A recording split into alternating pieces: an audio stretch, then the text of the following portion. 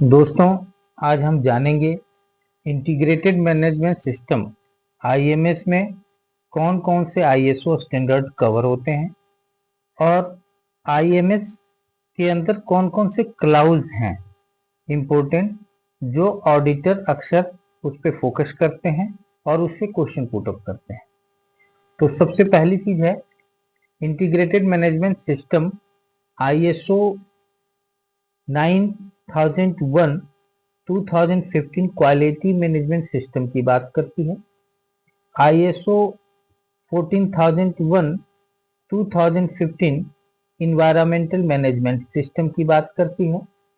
ISO 45001 2018 occupational health and safety management system की बात करती है। अब इसकी जो स्कोप है वो टोटल 10 है, लेकिन इसे दो भागों में बांटा गया है। जो पहला पार्ट है उसके अंदर 3 क्लाउज हैं। क्लाउज 1 स्कोप होता है जो defines the scope and applicability of the management system. Clause 2 normative references है। इसके अंदर list of standard and document reference जो होता है सिस्टम में, वो रेफरेंसेस दिए जाते हैं। क्लाउज 3 में टर्म्स एंड डेफिनेशन होता है।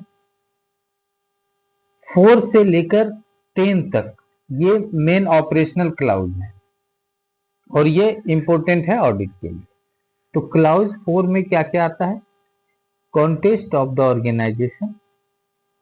4.1 understanding the organisation and its context. 4.2 needs and expectation of interested parties. 4.3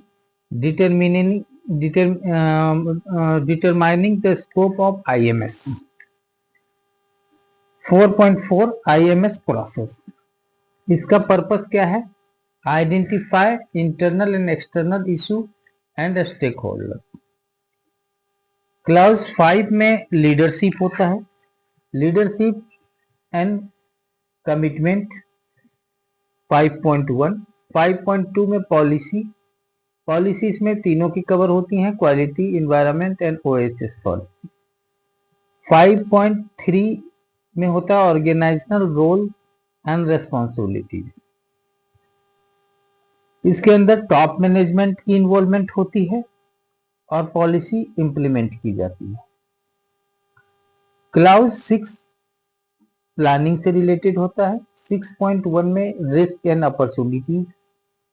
6.1.2 environmental aspect hazard identification। 6.1.3 legal and compliance obligation। 6.2 objectives and planning to achieve them और 6.3 planning of changes।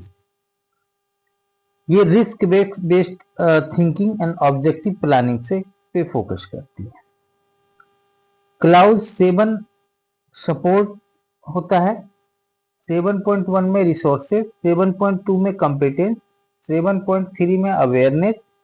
7.4 में communication और 7.5 में documented information. यहाँ use किया गया है documented information, यानी कोई भी ऐसे नहीं कह सकते हैं कि हमने ऑरली कम्युनिकेट कर दिया था। इस चीज में फोकस करते हैं ट्रेनिंग पे, डॉक्यूमेंटेशन पे, resource and communication. Clause 8 operation से रिलेटेड होता है। 8.1 में ऑपरेशनल प्लानिंग एंड कंट्रोल। 8.2 में इमरजेंसी प्रिपेयरनेस एंड रिस्पांस। इसमें जो फोकस होता है वो ऑपरेशनल प्रोसेस पे, production, environmental control and safety control. Clause 9 में परफॉर्मेंस एवोल्यूशन।